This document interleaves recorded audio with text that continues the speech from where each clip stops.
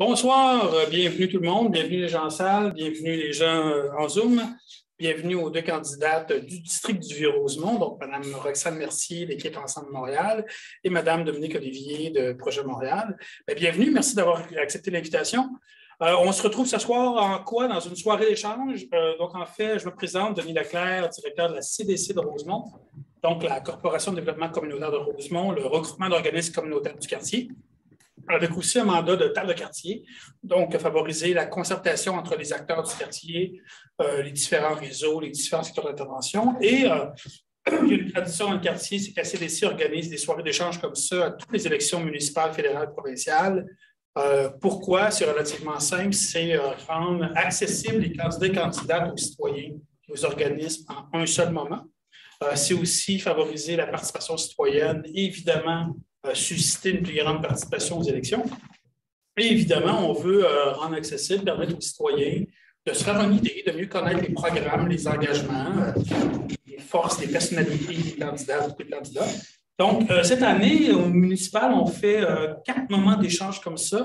On a fait un il y a quelques minutes avec les candidates d'Étienne Desmarteaux. Là, c'est le Vieux-Rosemont. Mercredi soir, c'est avec les candidats à la mairie d'arrondissement à 8h30 ici au Centre de la Palme. Et jeudi soir, on clôture à 18h30 dans Marie-Victorin avec les deux candidats dans le district de Marie-Victorin. Ça va se passer à l'espace 40e Beaubien, coin 40e Beaubien, à 18h30. Et si par mégarde, vous ratez une partie de ces soirées-là, ils sont disponibles en ligne sur le site web de la CDC, les YouTube, les différentes plateformes existantes.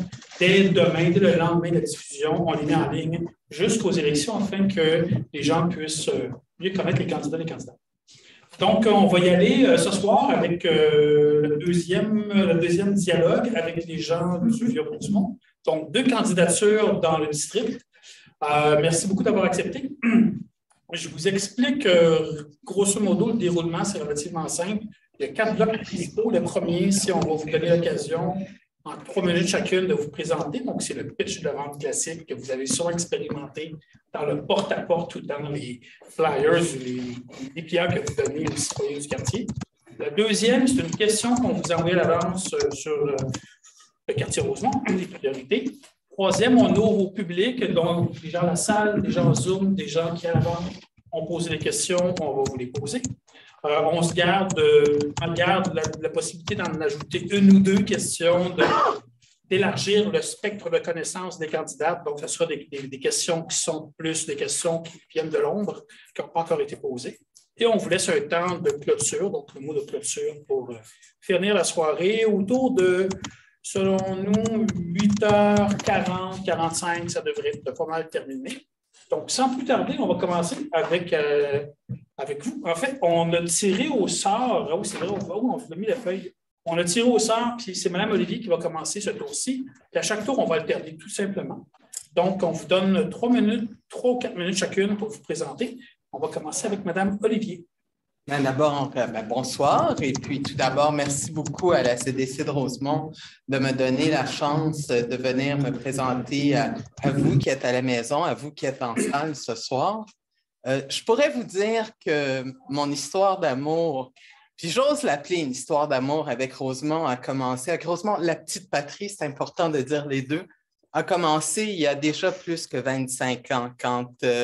au lendemain d'un certain référendum, le député de Gouin, à l'époque, qui était aussi ministre des Relations avec les citoyens, m'a invité à me joindre à son cabinet.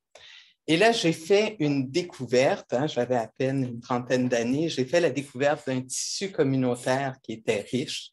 J'ai fait la découverte de gens qui, il y a 25 ans, vivaient certaines réalités particulièrement difficiles et pour lesquelles ils nous invitaient comme politiciens, comme aide de politiciens à mettre l'imagination au service des gens pour pouvoir leur permettre d'avoir plus d'équité, plus de services, de se sortir de certains coins de pauvreté, de pouvoir avoir accès à du logement. Et c'est vraiment le début pour moi de mon lien avec ce quartier-là. J'étais là avant même que le quartier Angus ne soit créé. J'ai pu, avec M. Yakari et toutes les personnes qui étaient autour, imaginer comment on allait le faire. Et de voir aujourd'hui, je dis ça un peu en riant, de voir aujourd'hui qu'on marche dans des choses qui autrefois étaient simplement des rêves dans les nuages, c'est quelque chose d'assez extraordinaire. Alors, ça me fait plaisir de revenir après une carrière bien remplie. J'ai passé une dizaine d'années en politique, tant au niveau du cabinet, comme je vous le disais, d'un ministre et député ici dans Rosemont-la-Petite-Patrie, aussi au cabinet du chef du Bloc québécois à Ottawa, où on a pu faire avancer un nombre énorme de dossiers. Et ensuite, je suis retournée dans mon milieu d'appartenance, qui est le milieu communautaire, où j'ai dirigé notamment l'Institut de coopération pour l'éducation des adultes. Et depuis 12 ans, j'ai œuvré au sein de l'Office de consultation publique de Montréal. Alors, l'Office de consultation publique de Montréal, c'est le lieu où les citoyens peuvent venir nous parler de la ville dont ils rêvent. Et j'ai trouvé, lorsque Mme Plante m'a offert cette possibilité de me joindre à son équipe, j'ai trouvé qu'après 7 ans passés à l'Office, 5 ans passés comme commissaire, 7 ans à la tête de l'Office, après avoir entendu les gens me parler de leurs rêves, me parler de leurs aspirations, il était temps que j'amène tout ce savoir citoyen, toute cette intelligence collective dans des lieux où on pouvait prendre des décisions. Alors, c'est pour ça que je me présente bien humblement à vous cette fois-ci, avec, je dirais, 12 ans à entendre vos désirs, vos récriminations, vos aspirations, vos souhaits. Et je me dis, il est temps qu'on puisse mettre tout ça, faire de tout ça quelque chose de concret pour que ce soit la ville que vous avez envie de vivre et la ville dans laquelle vous avez envie de continuer à prospérer, à travailler, à élever vos familles, à vieillir. Voilà. Merci. Merci. Madame, merci. Oui, parfait. Enchantée, Madame Olivier. Je suis contente d'avoir été invitée ici ce soir. Bonsoir à tous. Merci à la CDC de Rosemont de nous permettre de cette rencontre d'échange. Monsieur Leclerc, enchantée de vous rencontrer. C'était une première pour moi, un premier saut en politique pour moi aussi. Donc, je me présente, pour ceux qui ne me connaissent pas, évidemment, Roxane Mercier, candidate au poste de conseillère de ville de Vieux-Rosemont avec l'équipe d'Ensemble Montréal. Je suis une jeune femme de 35 ans, mère d'un petit garçon de 7 ans. Je suis une commerçante depuis 2015, donc je vis dans le quartier depuis 2015 et les enjeux que nous avons, évidemment. Donc, Montréal est pour nous plus qu'une grande ville urbaine. Montréal, c'est une multitude de petits milieux de vie, hein, tous uniques à leur façon. On va parler ici des gens, des résidents, la mosaïque culturelle qui fait la beauté du Grand Montréal. Mon quartier, c'est Rosemont-la-Petite-Patrie, hein, le quartier qu'on a choisi. C'est l'endroit que je vois grandir, mon garçon, et que je le vois s'épanouir. Je me projette dans l'avenir ici. Je veux rester dans le Vieux-Rosemont pour bien longtemps encore. Et j'y vis et j'y habite. J'ai besoin d'avoir un peu plus dans ce quartier ici de qu'est-ce que je vois depuis 2015. Ça me convient de plus en plus. Ça me rend triste avec la pandémie qu'on a vécue en tant que commerce. C'était horrible. Le peu de soutien qu'on a eu. De la part de la ville, de la vie, la séparation entre les gens. Hein? Alors, il faut ramener ça. Alors, la première fois que j'ai marché sur la promenade Masson, tout près de l'église Saint-Esprit, je me suis sentie très concernée par cette artère commerciale qui dépérit. Alors, j'espère pouvoir faire une différence. Donc, c'est pour ça que je me lance cette année dans ce beau défi avec Ensemble Montréal pour pouvoir donner du plus au quartier, aux familles et de mettre du dynamisme un peu dans cette administration qui doit changer. Voilà. Merci. La glace est brisée, c'est bon, on sent qu'on soit nouvelle ou apprenti en politique, en prise de parole, vous êtes les bienvenus. Oui. La question que je vous pose, vous la connaissez d'avance, donc on va commencer avec Mme Mercier. Oui. Pour le bienfait de tout le monde, je vais la poser. Selon vous, c'est quoi l'enjeu principal? Le seul enjeu principal, pas le seul, mais l'enjeu principal, c'est spécifique dans Rosemont pour les 4 prochaines années. Et habituellement, les gens débordent toujours en nomment pas juste une. Donc, on vous laisse l'occasion d'en nommer une deuxième puis une troisième. Donc, votre top 3 priorités. Et ensuite, c'est bien beau avoir des enjeux principaux, mais concrètement, qu'est-ce que vous allez faire dans le Vieux-Rosemont, dans le quartier Rosemont, pour les 4 prochaines années concernant ces enjeux-là. On vous donne 3-4 minutes pour nous présenter tout ça. C'est bon. Donc, premièrement, la mobilité, c'est une question très importante pour nous dans l'arrondissement. De déneiger, comme ma collègue disait d'avance, de déneiger une route de vélo avant un trottoir, c'est impensable pour les personnes à mobilité réduite. On a eu plein d'accidents qui ont été reportés de toute façon à ce niveau-là, c'est primordial. Évidemment aussi de pouvoir se rendre d'un point A au point B, que ce soit en vélo ou en auto, il faut pouvoir se stationner, il faut pouvoir avoir accès à ces commerces. Hein? Si on pense un peu à la rue Masson cet été avec le muret qui a été installé, c'est impensable de pouvoir avoir une vie de quartier qui est active à ce niveau-là. Les commerçants ont payé le prix, beaucoup de commerçants. Alors, c'était pas très joli non plus, on ne va pas se le cacher. Un autre enjeu aussi qui est très important, évidemment, l'habitation, hein, comme on en a déjà parlé tantôt. Les hausses de loyer, hein, ça vient diviser les gens. Il faut vraiment faire attention. On ne veut pas devenir comme le plateau Mont-Royal non plus. Faire attention aux taxes aussi sur les immeubles locatifs, d'avoir un seuil, quelque chose qui est mis en place pour ça. Je fais juste penser à cause de la COVID, hein, les gens, le milieu immobilier, bon, il y a beaucoup de valeurs de maisons, de triplex ou de duplex qui sont plus achetables, qui sont difficiles d'accès à la propriété pour les plus jeunes. Il faut penser à des solutions de ce côté-là pour pouvoir rendre ça accessible et transparent aussi. Hein, c'est bien important. Donc, ça, c'est l'enjeu de l'habitation.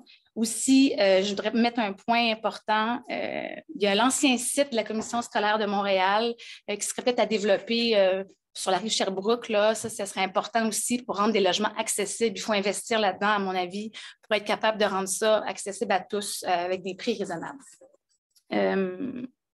Ensuite, évidemment, mon troisième enjeu pour moi, c'est vraiment au niveau local. Vous comprendrez, là, dans le Vieux-Rosemont, on a la promenade Masson.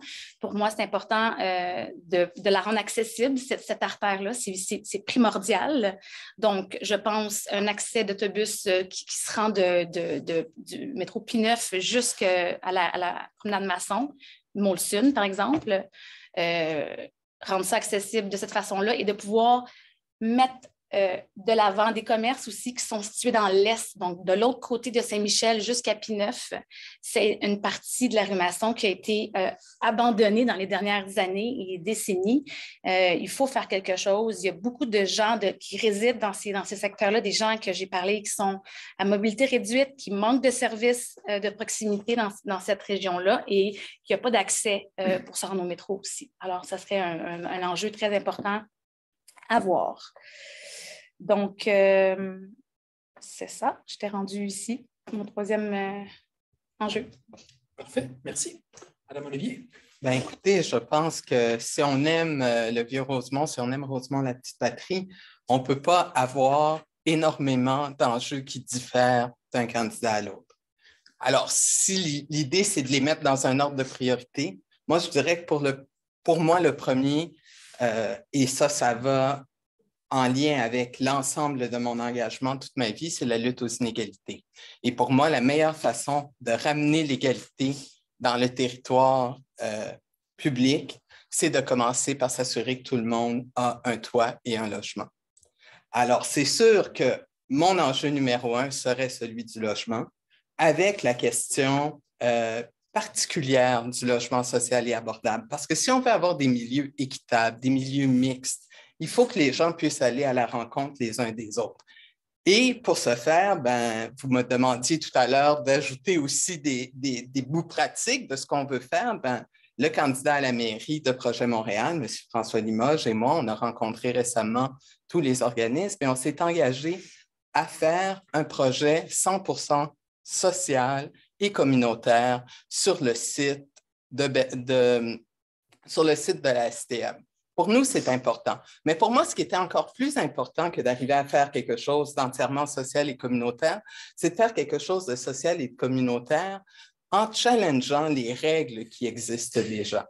Hein? On a vu que les programmes comme Accès-Logis ou certains programmes qui sont faits par le fédéral et par Québec demandent, par exemple, qu'on installe les personnes dans des logements modestes. On les empêche d'avoir de l'air climatisé, des boucles énergétiques, etc. Pour moi, c'est important non seulement de créer l'emplacement, mais de créer aussi l'équité d'accès dans des logements de qualité et des logements dans lesquels et qui vont permettre aux jeunes de grandir sans être ostracisés. On ne veut pas créer des ghettos. Première chose.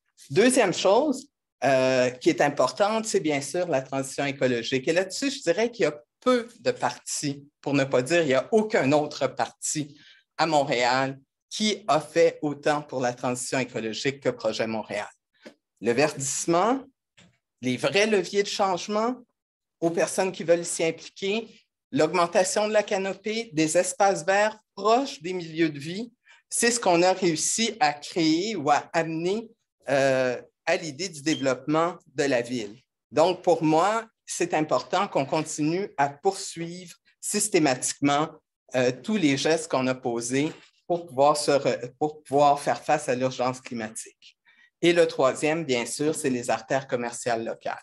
Alors, c'est sûr, comme l'a dit Mme Mercier, moi aussi, j'ai constaté récemment tous les problèmes qu'il y a.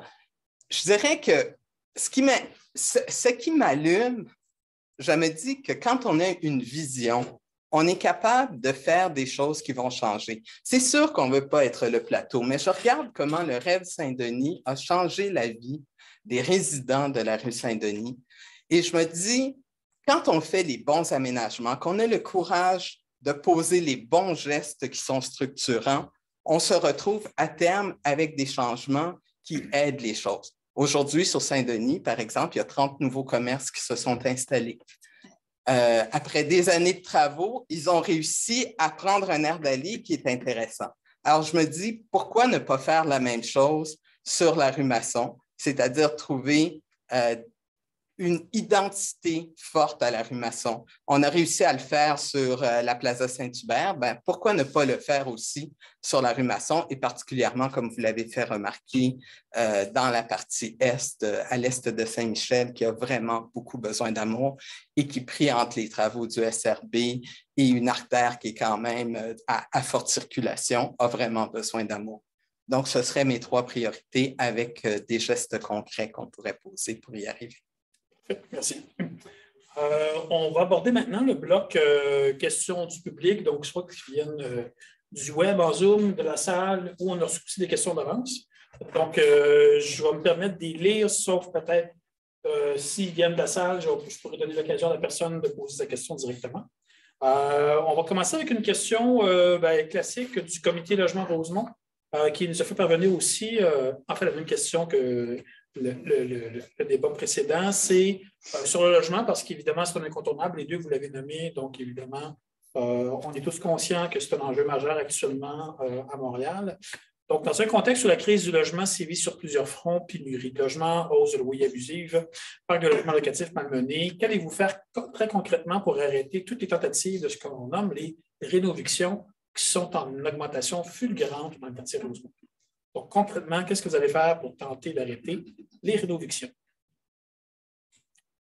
Là, vous y allez comme vous le sentez. Ah, parfait. Oui, parfait, merci. Première chose, je pense qu'il faudrait avoir un dialogue avec les citoyens. Ça serait important de pouvoir discuter avec les gens qui ont des projets immobiliers pour en faire des projets abordables. Ça serait une des premières choses à faire avant tout et de pouvoir... Oui, c'est de dialoguer avec les gens de ce milieu-là parce qu'il y en a qui ont les moyens de faire des immeubles, des promoteurs, mais il faut travailler en équipe, être capable de mettre une diversité de logements, d'accessibilité, que ce soit du neuf, des prix abordables ou un milieu de vie qui est sain puis qui ne devient pas dans le préjugé de dire que c'est seulement des loyers à très, très faible revenu. Là. On peut avoir une diversité, je pense, dans ce niveau-là. Ça serait de rencontrer les gens et d'en parler avec les promoteurs. Parfait. Merci. Mme Olivier. J'ai peut-être un petit avantage sur Mme Mercier. Moi, j'étais à l'Office de consultation publique lorsqu'on a adopté le règlement communément appelé le 20-20-20, donc qui est le règlement pour une métropole mixte. Et j'ai eu l'occasion de m'asseoir avec les promoteurs de la Ville de Montréal. J'ai eu l'occasion de voir se créer des consensus autour de beaucoup d'éléments, notamment celui du logement social, où les gens disaient oui, effectivement, le 20-20-20 est capable de nous permettre de livrer du logement social in situ. La question du logement abordable, ils nous ont dit, on comprend l'objectif qu'il y a autour de faire du logement abordable et ils ont proposé toutes sortes de modifications qui se sont retrouvées dans le règlement du 20-20-20 que l'administration Plante a adopté. Alors, je me dis, oui, on peut s'asseoir avec eux, mais maintenant, il faut s'asseoir avec eux un tout petit peu plus loin. Il faut s'asseoir avec eux en disant, et nous avons annoncé qu'on voulait faire 60 000 logements dans tout Montréal. Vous avez annoncé que vous vouliez en faire 50 000. On n'est pas dans une guerre de chiffres, mais il faut maintenant se dire, on a la réglementation nécessaire. Comment on va travailler ensemble pour pouvoir livrer tout ça? Dans un délai raisonnable. Oui, mais le livrer dans des délais raisonnables, certainement, je pense que tout le monde est de bonne foi et qu'on peut le faire. Si je reviens à la question initiale qui a été posée, qui est celle de ce qu'on va mettre en place pour arrêter les rénovictions, moi, je pense qu'il faut regarder la réalité dans laquelle on vit à l'heure actuelle dans Rosemont. On a vu une gentrification énorme se poser durant les dernières années. On a vu une surchauffe du marché immobilier.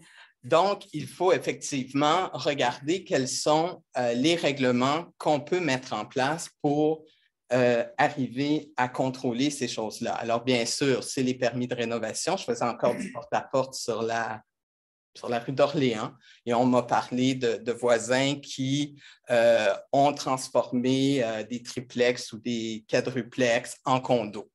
Donc, comment est-ce qu'on peut arrêter remettre un moratoire sur ces questions-là, remettre le moratoire sur la transformation en condo. Comment est-ce qu'on peut utiliser les permis de rénovation pour s'assurer que les gens peuvent réintégrer leur logement par la suite et que c'est des vraies rénovations qui sont faites et non pas simplement des flips cosmétiques. Mon Dieu, je perdais mon mot. Des flips cosmétiques. Je pense qu'on a beaucoup d'outils qui existent déjà et qui vont nous permettre de tempérer tout ça. Mais l'objectif ultime, c'est de permettre à tout le monde d'avoir un toit et de se loger. Merci. C'est une question de M. Ouellette sur le web. L'itinérance. L'itinérance et la grande précarité sont en hausse dans les arrondissements voisins qui ont été plus touchés que Rosemont, mais Rosemont n'y échappe pas. Non, n'y échappe pas. Donc, que feriez-vous pour répondre à cette situation qui est en hausse?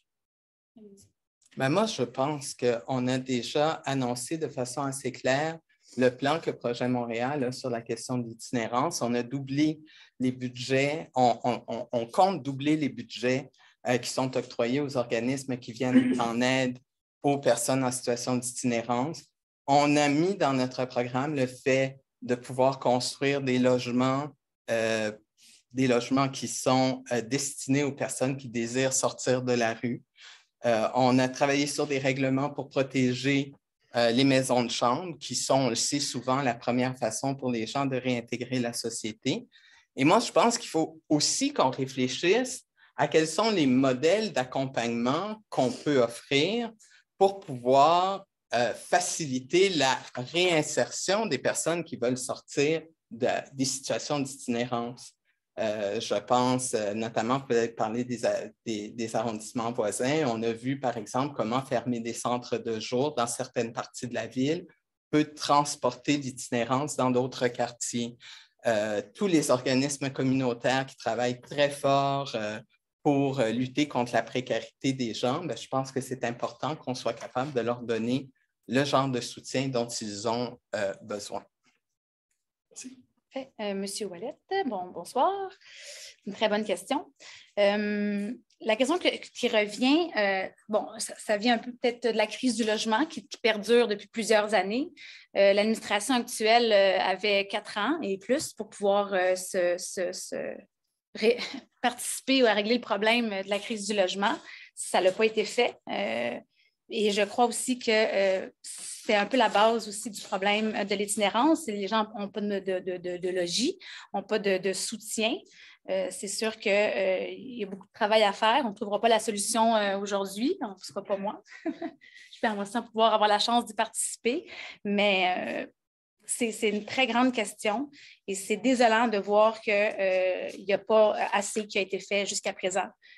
C'est vraiment une situation qui est urgente. Alors, il faut agir rapidement. Merci. Troisième question, question sur la rue Masson. Les deux, vous n'étiez pas au pouvoir depuis 4 ans, donc vous n'avez pas eu votre mot à dire sur le changement de la rue Masson au niveau local. Donc, en fait, il y a une phrase qui est revenue beaucoup dans l'année 2021, c'est les aménagements qui ont été faits au printemps et à l'été sur la rue Masson. On ne peut pas dire que c'est un succès quand on regarde, mettons, ce que les citoyens disent. Les citoyens disent que les blocs de béton font en sorte que ça ne donnait pas le goût d'y aller. Donc, j'aimerais vous entendre sur ce volet-là. Puis l'autre volet, c'est surtout la dimension de commerce de proximité. Donc, qu'est-ce que vous... à quoi vous vous engagez par rapport à revitaliser ou améliorer la rue commerçante, la rue Masson?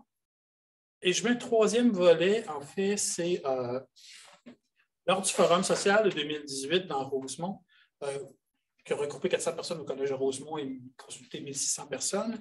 Il y avait une grande préoccupation déjà en 2018 sur l'accessibilité économique dans le quartier. Il y avait une forte gentrification qui était en cours. Donc, ce que les gens disaient, c'était on n'a pas le goût que la rue Masson devienne inaccessible au niveau économique. Donc, on voyait les commerces, mettons, plus de type populaire, de classe plus moyenne inférieure, ils disparaissaient au profit de lieux plus branchés. Donc, qu'est-ce que vous feriez pour assurer une diversité de l'offre commerçante pour qu'au moins tout le monde puisse s'y retrouver sur cette belle rue Masson? Je laisserai Mme Mercier commencer parce que j'imagine que comme restauratrice, vous devez avoir plusieurs idées. Donc, c'est ça. Alors, restauratrice sur la rue Masson depuis 2015, comme je vous ai dit plus tôt.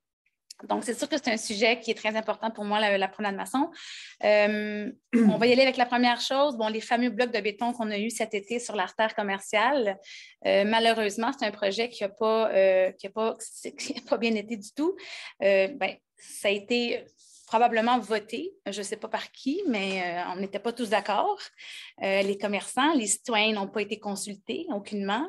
Ce bloc de béton-là a été mis vers la fin de l'été, avec les fleurs sont arrivées au mois d'août, juste avant l'automne. Donc, les citoyens n'étaient vraiment pas contents, et ni les commerçants, en tout cas ceux avec qui j'ai parlé. Autre chose aussi, l'autobus, parlant de proximité, d'accessibilité, l'autobus a été déplacé sur les rues comme d'Endurant, sans aviser les citoyens. Donc, imaginez, vous vous retrouvez avec un autobus devant votre maison sans qu'on vous demande votre avis. Il n'y a pas de stop, il n'y a pas de passage aux piétons, c'est hyper dangereux. Ça a été, j'ai été témoin de scènes assez inquiétantes parce que j'y vais tous les jours. Donc, c'est ça. Et l'autre avenue pour avoir une diversité des commerces, ça serait de simplement demander aux citoyens de faire une assemblée, je ne sais pas, de trouver une façon de pouvoir rassembler tout le monde et puis de donner leurs idées, leurs besoins, qu'est-ce qu'ils voudraient. Est-ce que c'est plus de vêtements, de boutiques de vêtements? Est-ce que c'est plus de boutiques de produits, des trucs locaux, de poissonnerie, un boucher, je ne sais pas, mais d'avoir une diversité et avec des prix accessibles aussi, et d'avoir aussi cette chance de pouvoir prolonger vers l'Est et de rendre cette belle artère commerciale que j'aime beaucoup accessible à tous et chacun. Merci. Madame Olivier. Oui, écoutez, je pense que personne n'est contre la vertu. Vous avez parfaitement raison. Moi, je suis arrivée, comme vous l'avez dit, je ne faisais pas partie de cette administration-là. Je sais quand même qu'il y avait un besoin qui était réel d'amener des artères où les gens pouvaient déambuler, de donner un peu plus d'espace aux personnes pour pouvoir déambuler. J'imagine que c'est ce qui a amené à cela.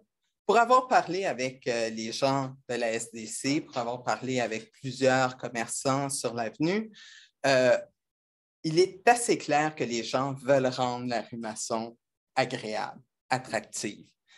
Ils veulent quand même, ça demeure quand même une artère de proximité qui est d'abord utilisée par les gens du Vieux-Rosemont et des quartiers adjacents. Mais il y a vraiment la nécessité, au moment où on se parle, de lui donner une identité. Du moins, c'est ce que les gens m'ont dit, que ce soit à la SDC ou que ce soit les divers commerçants à qui j'ai parlé. Maintenant, cette question-là, elle est assez complexe parce qu'ils m'ont également parlé de la difficulté qu'il y avait à trouver des locaux qui sont accessibles. Si on veut mettre du commerce accessible, il faut aussi pouvoir mettre des loyers accessibles. Et dans le programme de Projet Montréal, pour pouvoir encourager ça, on va créer ce que nous, on a appelé l'accès locaux, qui est un programme qu'on va définir avec des commerçants, avec des citoyens, mais qui vont permettre de sortir certains locaux de la circulation, parce qu'il y a des propriétaires qui préfèrent avoir des locaux vides plutôt que de les louer à des gens de façon temporaire ou de les louer à des commerces qui, en ajustant le loyer. Il y en a qui vont aussi attendre que la rue trouve son identité, se gentrifie, vont augmenter les loyers. On a vu énormément de petits commerces risquer de disparaître un peu partout à Montréal.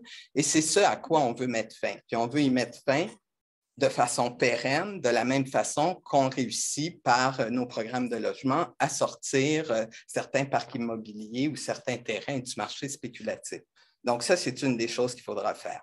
L'autre chose qu'on met dans notre programme également, c'est une charrette qu'on a envie de faire. Alors, une charrette, c'est le moment où on amène des citoyens, des spécialistes en aménagement, des architectes, et on se dit, ensemble, rêvons à ce qu'on va pouvoir obtenir ou à ce qu'on veut pour cet espace-là. Alors, nous, on a inscrit dans notre programme une charrette pour la rue Masson qui va permettre, au moment où on aura à refaire certaines infrastructures, de mettre des structures plus permanentes, plus agréables. Hein. Les gens m'ont beaucoup parlé du quai Masson, puis ils ont bien aimé. Il y a des structures permanentes qui peuvent être mises et qui permettront d'atteindre à la fois l'objectif de fluidité, de mobilité, mais aussi des objectifs de donner une identité à cette rue-là. Et avec notre programme Accès locaux, je pense qu'on va arriver à avoir une plus grande diversité de commerces également qui vont s'installer. Puis la dernière chose, c'est qu'on va remettre beaucoup d'argent dans les artères locales parce qu'à Projet Montréal, on croit à la ville de 15 minutes, c'est-à-dire la ville où à l'intérieur de 15 minutes, à pied, à vélo, en transport actif ou même en transport en commun, on peut avoir accès à des services de proximité, des espaces verts, des parcs, et des zones d'emploi. Parfait, merci. Il y a une question de la salle, M. Bordelot, concernant un projet communautaire Restopa. Vous pouvez venir ici poser la question, si vous voulez.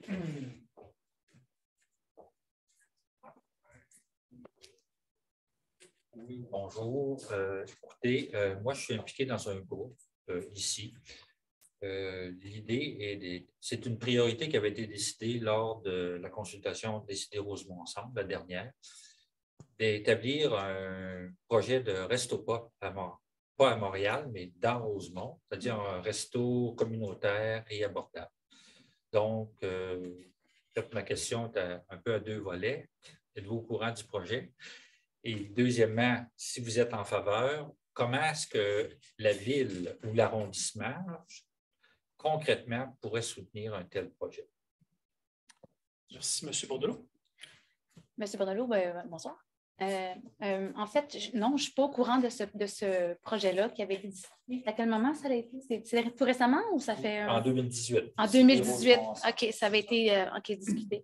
Non, je n'ai pas eu vent de ça, de ce projet-là, mais c'est sûr que je suis certaine que M. Grondin et avec mes collègues, on pourrait se pencher sur la question pour voir votre projet, de quoi il s'agit, voir les enjeux de ce qui vous intéresserait de faire avec ce projet-là. C'est sûr que d'avoir quelque chose d'abordable dans le quartier, on aurait besoin. Puis il y a des locaux disponibles sur la promenade Masson et dans l'Est, certainement, qui seraient disponibles pour ce genre de projet-là, j'en doute pas. Écoutez, pareillement, j'avoue que je viens d'arriver, je ne suis pas vraiment au courant de votre projet spécifique, mais ce que je sais, c'est qu'effectivement, tout ce qui permet d'avoir des cuisines collectives, qui permet d'avoir accès à de la nourriture, à des repas, font partie intégrante de moi, ce que j'appelle la lutte aux inégalités. Donc, c'est sûr que l'abordabilité est importante. Il y a certainement à la Ville-Centre des programmes qui peuvent aider à soutenir l'arrivée d'une le Resto-Pas. Et je suis sûr qu'à l'arrondissement, de la même façon qu'on parlait d'avoir dans notre programme des agents de développement sociaux, ça pourrait être un des premiers projets qu'aurait notre nouvel agent de développement social sur sa table, de le voir advenir. Et je pense que, comme je disais tout à l'heure, des programmes comme Accès locaux pourraient permettre de l'avoir dans des locaux qui seraient abordables de façon pérenne et qui ne devraient pas avoir peur de se faire éviter ou déménager selon les fluctuations. Merci. Vous avez une question complémentaire, je crois, sur le c'est un autre sujet. Bon, vous pouvez le lancer, le mode de scrutin. Oui. Là encore, j'imagine que vous êtes au courant, toutes les deux, qu'il y a des discussions au Québec, mais il y en a eu au fédéral il y a quelques années, sur une réforme du mode de scrutin. C'est-à-dire, il y a même un projet de loi qui a été déposé au niveau de l'Assemblée nationale, qui malheureusement est un petit peu stoppé présentement, qui est un peu en danger. Donc, une réforme du mode de scrutin qui voudrait dire implanter un mode de scrutin mixte, c'est-à-dire qu'il y aura une partie des élus d'arrondissement, par exemple, de ville, qui seraient toujours élus sur une base de quartier géographique, mais aussi il y aurait une certaine portion supplémentaire de gens qui seraient élus à la proportionnelle. C'est-à-dire que si, par exemple, un parti politique obtient 25 des voix à l'échelle de la ville, mais qu'il n'obtient que 10 des élus sur un plan géographique, il y aurait d'autres élus qui pourraient s'ajouter, pas nécessairement sur une base purement locale, mais sur une base plutôt d'arrondissement, pour que le pourcentage d'élus corresponde grosso modo au pourcentage de votes obtenus par chaque parti. Je sais que ce n'est pas une décision qui peut être prise toute seule par la Ville, parce que je pense que le mode de scrutin au niveau municipal, c'est décidé par l'Assemblée nationale, mais il pourrait y avoir des demandes de fait. Donc, je ne sais pas si vous êtes consciente de cet enjeu, et si oui, si vous avez une position à ce sujet. Je dois vous avouer que je n'ai pas vraiment de position sur cette question-là. Je suis désolée. Je ne pourrais pas vous répondre. Je ne sais pas c'est quoi la décision, si ça devient au provincial ou au fédéral. Je ne pourrais pas vous dire. Mais moi, je ne veux pas savoir à qui revient la décision. Oui. Si vous avez une opinion personnelle. Mais non, je n'ai pas d'opinion sur cet enjeu-là. OK. Les questions de démocratie, vous le savez, ça m'intéresse depuis très, très, très longtemps. J'ai suivi à peu près tous les travaux qui ont eu lieu sur ces questions-là. Moi, je pense qu'il y a deux enjeux que vous mettez sur la table. Par contre, je vais vous avouer une chose, je ne savais pas qu'on en parlait pour le niveau municipal. Je savais qu'on en parlait au provincial, qu'on en parlait au fédéral, mais je ne savais pas qu'on en parlait au milieu municipal et je trouve que ce n'est pas forcément une mauvaise idée. Ce serait même plutôt une bonne idée. Pour moi, ce qui est important, c'est que les gens se sentent représentés, que les gens aient accès à des espaces de décision qui sont les plus proches d'eux que possible. Alors oui, effectivement, puis on le voit beaucoup aux élections fédérales, aux élections provinciales, où les gens ont des nombres de voix qui sont similaires, mais qui ne se retrouvent pas de façon similaire dans l'espace démocratique délibératif. Alors, par rapport à ça, moi, je vous dirais, il y a peut-être plusieurs façons d'approcher le problème. Si vous me demandez mon opinion personnelle, j'aurais tendance à être d'accord qu'on pourrait avoir une formule mixte, hybride, comme ça, avec des personnes élues à la proportionnelle et d'autres de façon territoriale. Je pense qu'on pourrait aussi aller un pas plus loin et puis aller peut-être à un deuxième tour pour s'assurer que les gens qui sont élus ont vraiment au moins la moitié des votes, la moitié des gens ont voté pour eux. Je pense qu'il y a plusieurs modèles qui pourraient être mis en place. L'autre chose qui, pour moi, est importante, c'est comment on articule la démocratie participative avec la démocratie représentative. Je me rends compte de plus en plus, dans ma pratique, que les gens ne veulent plus juste voter aux 4 ans. Donc, oui, la question dont on est représenté est importante, mais la question de créer des lieux où les gens peuvent donner leur avis, créer des moments intermédiaires où ils sont capables de dire « je suis d'accord avec ça, je ne suis pas d'accord avec ça » et s'impliquer dans la vie de la cité, c'est au moins aussi important que la façon dont on articule la démocratie représentative. Et pour moi, et pour M. Limoges et pour toute notre équipe, on veut vraiment raviver ces éléments de démocratie participative-là. On veut faire en sorte que, souvent que possible, les gens soient consultés sur les grands changements qu'ils vont vivre. On veut s'assurer que leur voix est entendue. On veut s'assurer qu'on leur répond rapidement également quand ils s'adressent à leurs élus. Donc, ça, c'est l'engagement. Je pense que je peux prendre au nom de mes collègues, c'est qu'on va réaliser absolument cela dans le prochain mois. Merci à vous deux. Merci. Autre sujet beaucoup plus terre à terre que le mode de scrutin qu'on va c'est question de, j'ai ici Jean-Claude. Que comptez-vous faire pour réduire le trafic sur Mont-Royal dans le Chopingus? Il y a plein de taux de camions qui courent par là. En fait, il semble y avoir un enjeu de circulation. Merci. Je vais. C'est sûr que aux alentours de ces rues-là, ce qui arrive, c'est qu'il y a beaucoup de construction. Il y a beaucoup de chantiers en même temps aussi et qui sont, à mon avis, mal organisés, mal coordonnés. Donc, ça serait de se pencher sur la question aussi d'avoir sûrement une personne qui serait élue, qui serait capable de s'occuper de faire une meilleure gestion entre les citoyens et les chantiers pour être capable d'alléger la circulation dans ces artères-là, qui vient affecter les petites artères après qui ne sont pas prêtes à recevoir ce genre de circulation-là, comme quelques rues, je pense à Ménoué ou à Alwyn que je suis allée visiter avant-hier.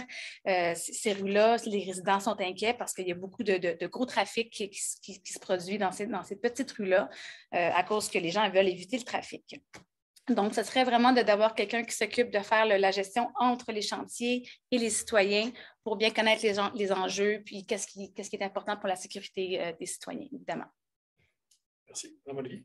Oui, je pense que les enjeux sont connus. Je pense effectivement qu'il y aurait lieu de mettre sur pied probablement un comité de bon voisinage qui pourrait réunir les donneurs d'ouvrages parce que, comme vous le savez, toute la construction qui se fait n'est pas forcément de la construction qui est faite par la ville. Il y a des chantiers privés, il y a des réparations de voies. En fait, il y a différents niveaux de travaux qui sont faits et qui peuvent effectivement créer des situations problématiques.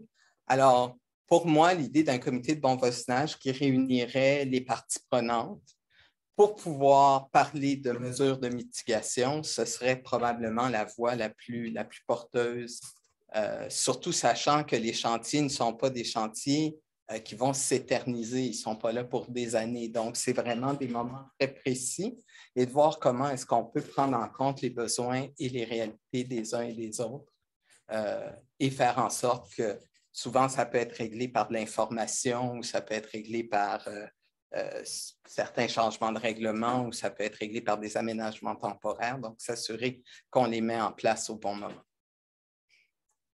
Parfait. Je vais permettre une question. Différente selon la candidate, parce que vous avez un profil différent, puis le parti vous a positionné dans des rôles futurs différents. Donc, je vais commencer avec Mme Mercier, nouvelle en politique et tout. Oui. Si vous êtes élu, quel dossier vous aimeriez avoir au niveau de l'arrondissement? Quel dossier vous aimeriez porter? Ce qui concerne les commerces de la promenade Masson. Travailler avec la SDC. Avec les SDC? Oui, avec les SDC, Plaza Saint-Hubert et tout. C'est tous des enjeux importants. Vu que je connais bien l'enjeu, vu que je vis depuis 2015 une réalité, je pense que ce serait une force que j'aurais pour les citoyennes, les citoyens et les commerçants aussi, qui sont mes amis, Okay. pour pouvoir bien comprendre et les aider à chapeauter leurs projets avec les SDC. Et quelle approche vous privilégieriez ou quel genre de projet vous aimeriez développer? Bien, comme j'ai mentionné plus tôt, c'est vraiment le développement de l'Est. Oui, développement de l'Est, de la rue Masson, l'accessibilité avec l'autobus pour se rendre du métro jusqu'à la promenade, de la rendre accessible de tous les côtés, de ne pas bloquer la route ou l'accès à la promenade Masson en mettant des sens uniques un peu partout autour de la promenade. Parfait. Ouais, c'est ça. Madame Olivier, Oui. évidemment, on vous promet un poste de président du conseil exécutif si le projet Montréal prend le pouvoir et si vous gagnez vos élections au niveau local. Ben, félicitations. Merci. Je vais commencer par la question plus régionale. Ensuite, je vais revenir au très, très, très local parce qu'on parle du district du Vieux-Rosemont. Donc, votre approche particulière comme président du conseil exécutif serait quoi? Du comité exécutif? Oui. Écoutez, moi, je pense que ma responsabilité au comité exécutif, c'est de faire en sorte que les priorités pour lesquelles les citoyens vont voter se traduisent dans notre administration. Donc, c'est évident que j'ai un background de consultation, de concertation, de travail politique et je connais les 3 paliers de gouvernement de façon assez étendue. Donc, pour moi, il faut amener ou poursuivre de la concertation entre les différents niveaux de gouvernement. Il faut s'assurer que les priorités descendent à l'intérieur de la machine. Je pense à différents dossiers. On pensait, par exemple, à une fonction publique à l'image de la diversité de la population montréalaise. Moi, je peux vous dire que j'ai vu les chiffres depuis plusieurs années.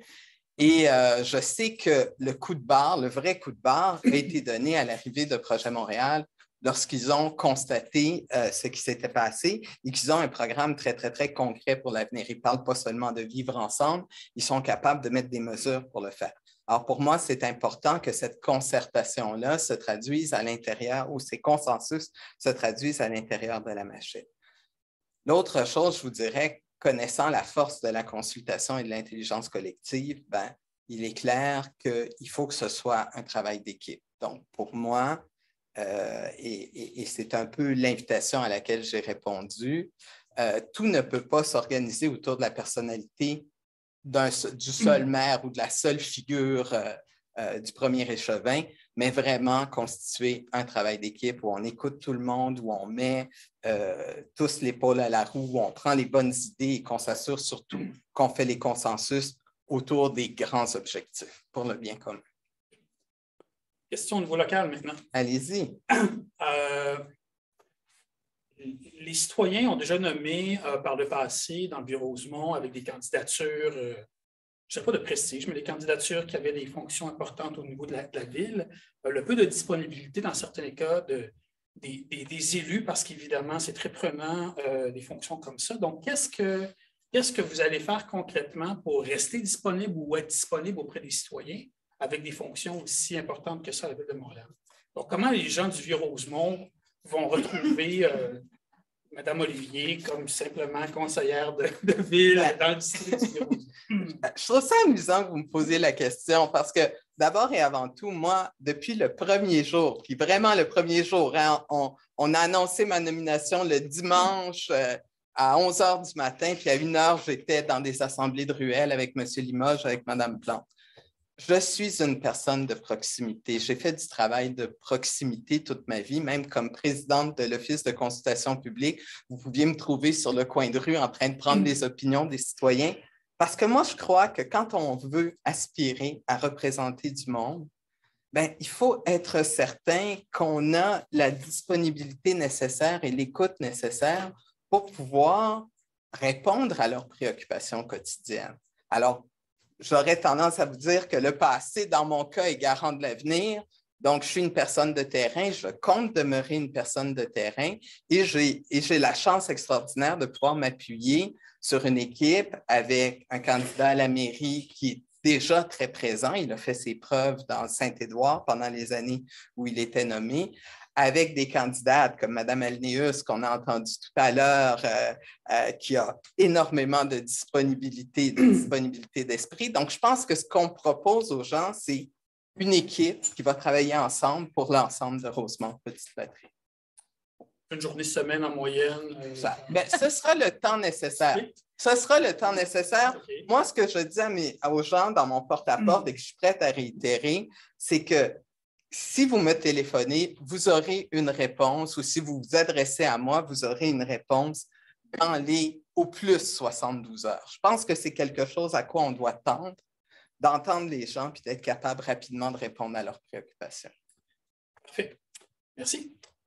Question plus légère. Bon, ça, c'est écrit, question plus légère.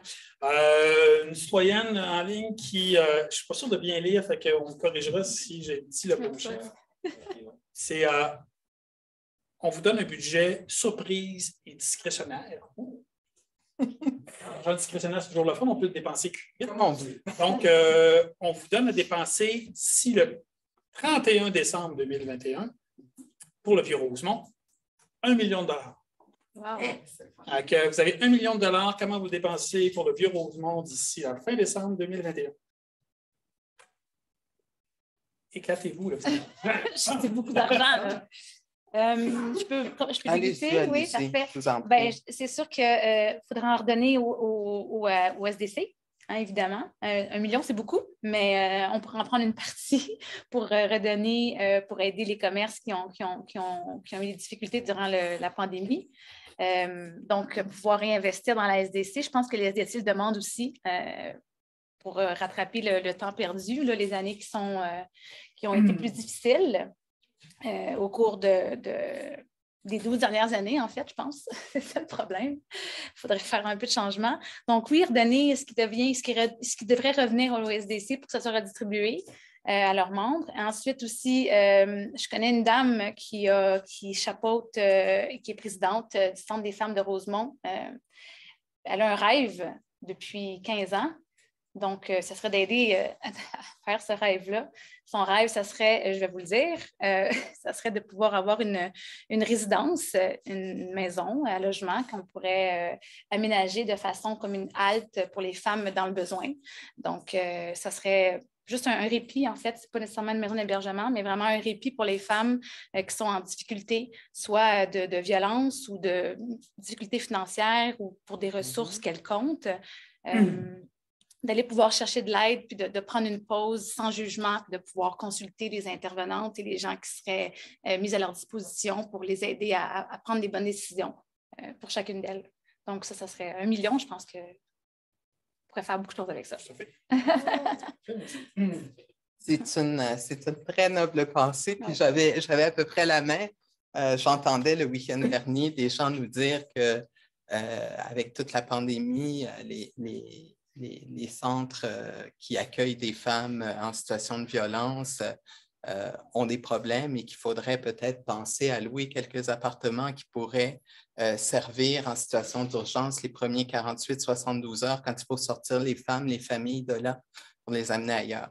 Alors, c'est sûr que c'est quelque chose qui, je pense, nous parle à tous et qu'on aimerait faire, mais moi, j'aurais tendance à dire, puis encore là, je m'excuse de retomber dans mon travers citoyen, mais on a 2 trucs qui sont super intéressants. On a eu un budget participatif pour la première fois au niveau de la ville-centre, où un certain nombre de projets sont arrivés et on a dû voter pour en prioriser certains.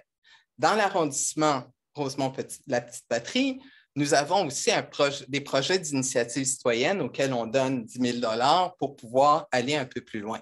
Alors, si on me donnait un budget surprise tout d'un coup, probablement que j'en prendrais une partie et je le remettrais dans ces projets d'initiative citoyenne-là, donc qui seraient des priorités déjà. Donc, soit ceux qui ont déjà été proposés ou bien faire rapidement un appel d'offres pour pouvoir voir comment l'intelligence citoyenne mettrait cet argent-là à profit.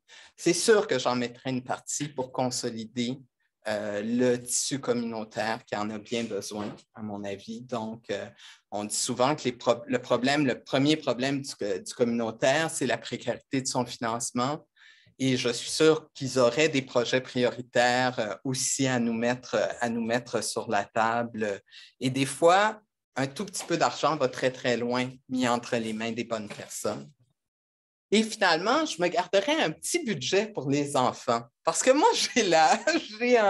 j'ai comme un préjugé favorable. Je pense que les enfants ont la capacité de prendre des choses qui nous paraissent excessivement complexes et de trouver des solutions très, très, très concrètes. Et pendant mon porte-à-porte, j'en rencontre beaucoup qui me disent des fois, on aurait besoin de ça dans tel parc, ou on aurait besoin d'un abri, on aurait besoin de plus de verre, on aurait besoin de mettre ça dans notre ruelle verte. Donc, je me garderai un petit budget participatif pour des enfants, pour des projets d'enfants. Parfait. Merci. C'est toujours plus agréable une question comme ça que l'inverse. Hein. Si Oui. vous coupez 1 million d'ici le 31 décembre, Oui. ça serait plus difficile. Mais je risque. Mais je vous dirais, n'hésitez pas à nous contacter si vous avez besoin d'idées ou de brasser des idées. La CDC est là, puis ça va nous faire plaisir. Comme vous faire découvrir le Resto Pop, par exemple. Voilà. Oui. Ça va nous faire plaisir d'être en direct avec vous pendant la campagne ou après pour les gens qui sont élus. Bien sûr. Ou aller dans les commerces des gens qui se présentent en élection. Question très technique encore à nouveau. Les trottoirs entre Saint-Joseph et Masson sont pleins de déchets, donc ils ne sont pas tellement propres. Que peut-on faire pour avoir de la propreté sur les trottoirs du Vieux-Rosemont?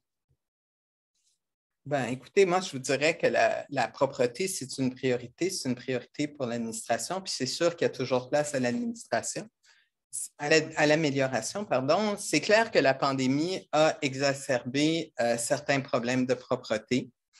Il y a déjà dans l'arrondissement des brigades de propreté sur des rues commerciales qui existent, par exemple, dans le centre-ville, dans le plateau Mont-Royal, dans le sud-ouest, dans la Côte-des-Neiges.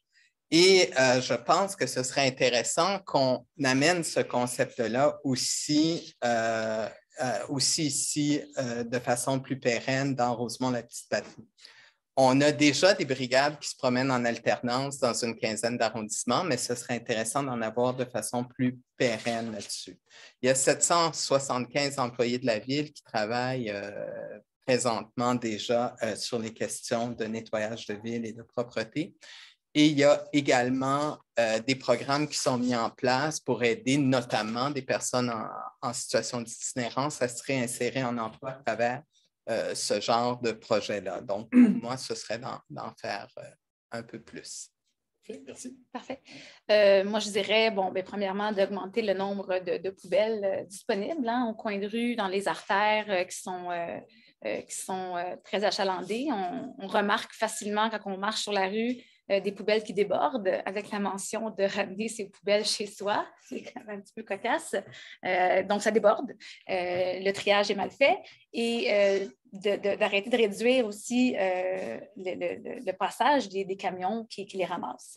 Autre chose aussi pour les trottoirs, je crois que votre question, c'était par rapport à ça aussi, ça serait d'avoir une brigade trottoir, donc une équipe qui serait déployée pour simplement faire le tour de chacun des trottoirs, de marcher, de regarder, puis de dire, bon là, ça, c'est endommagé, c'est dangereux, il faut l'arranger, ou ça, c'est pas accessible en poussette ou en chaise roulante, il faut le réparer et de le faire rapidement et de les déneiger aussi, ça serait idéal. Voilà. Merci. Petite question surprise. Le Vieux-Rosemont est quand même connu, reconnu. Le Vieux-Rosemont, c'est le centre du mouvement communautaire dans le quartier. C'est une artère commerciale qui est vibrante. J'imagine que vous connaissez les deux bien le district. Ça serait quoi l'endroit plus méconnu que vous aimeriez faire découvrir aux gens du Vieux-Rosemont? C'est-à-dire un petit coin de rue, un petit coin de ruelle, un petit commerce qui est peut-être moins tendance ou un plaisir coupable que vous auriez dans le district. Bref, faites-nous découvrir un petit peu l'autre Vieux-Rosemont ou un angle qu'on ne connaît pas, mais on veut découvrir et entendre. Directement dans le Vieux-Rosemont? Oui, c'est votre district. Oui, non, je comprends. Donc, ça veut dire des shoppingus dans la partie plus à l'est. Moi, je vous dirais qu'une des choses que j'ai découvertes pendant mon porte-à-porte, d'ailleurs, un soir, c'est que dans le coin de la rue de la Forge, dans ce coin-là, il y a beaucoup de petits parcs. Et les citoyens, le soir, installent des projecteurs en plein air pour se faire des soirées de cinéma en plein air. Et tous les voisins, alors vous savez un peu comment est organisé ce coin-là, donc les voisins se retrouvent dans ces petits parcs centraux-là pour faire des soirées assez agréables. Je vous avoue, ça a frappé mon imaginaire, puis je me suis dit, ce serait intéressant qu'on fasse une espèce de festival de cinéma en plein air sur ce modèle-là, un peu partout dans les parcs de l'arrondissement, les chaudes soirées d'été. Okay. Parfait, merci. Bon, c'est sûr que ça, c'est une très bonne idée que vous mentionnez, mais ça arrive fréquemment dans les ruelles du Vieux-Rosemont. En fait, je vous dirais presque toutes les ruelles, presque, ils ont souvent des comités et les gens se rassemblent, que ce soit pour une partie de hockey ou des choses comme ça. Donc, les gens apportent même des téléviseurs à l'extérieur. C'est intéressant. Moi, je dirais l'Église Saint-Esprit. Malheureusement, elle n'est pas accessible présentement. Et la question se pose aussi pour combien de temps? Ce serait quelque chose qu'on faudrait savoir. Et de pouvoir profiter aussi de la Bibliothèque d'Archives nationales sur la rue Haute, qui n'est pas assez connue. Il faudrait travailler davantage pour développer la culture, à mon avis, sur cet enjeu-là. Merci. C'est vrai qu'une visite à l'intérieur de l'Église Saint-Esprit, ça pourrait découvrir tout un univers architectural. Oui. Beaucoup, c'est un joyau du Déco Québec. C'est très important. Et là, on n'a pas de nouvelles là, vraiment sur ces échéanciers-là. Parfait. Ben, je vous remercie. Ça ferait le tour des questions du public. On passerait au mot de clôture. Donc, on vous laisserait 3 minutes pour clôturer votre mot, ce que vous voulez. Puis on commence par Mme Olivier. Bon, eh bien, 3 minutes pour clôturer. D'abord, merci beaucoup à toutes les personnes qui ont organisé cette soirée qui nous a permis de mettre en place nos idées, de vous faire découvrir nos personnalités. Merci beaucoup à Roxane que je découvre ce soir et aux idées qu'elle a mises de l'avant. Ce que j'ai envie de vous dire, et c'est pour ça que je suis venue me joindre à l'équipe de Mme Plante et de Projet Montréal, c'est que ce dont Montréal a besoin au moment où on se parle, c'est des gens qui ont à la fois de la vision, à la fois du courage, mais à la fois un désir profond d'améliorer la qualité de vie, quartier par quartier. Moi, je crois sincèrement qu'une qualité de vie, ça se développe ruelle par ruelle, terrain en friche par terrain en friche, quartier par quartier, pour faire en sorte de garder l'attractivité de Montréal. Si les Montréalais aiment Montréal, Montréal va rayonner à travers le monde. Et c'est pour ça que je suis venue. Pour moi, pour faire quelque chose comme ça, il faut le faire en partenariat avec la population. Il faut mettre l'intelligence collective au service de tous. Et c'est un peu ce que j'ai envie de faire pour vous, en étant d'abord votre voix dans le Vieux-Rosemont et ensuite, de façon plus large, dans les fonctions que Mme Plante veut bien me confier, m'assurer que l'ensemble de Montréal retrouve l'équité territoriale, l'équité de service, faire en sorte qu'on puisse tous être des Montréalais fiers de Montréal, fiers du développement économique, fiers de son succès, fiers d'en faire une capitale qui serait un leader mondial en matière de transition écologique pour nous permettre d'affronter les défis de demain.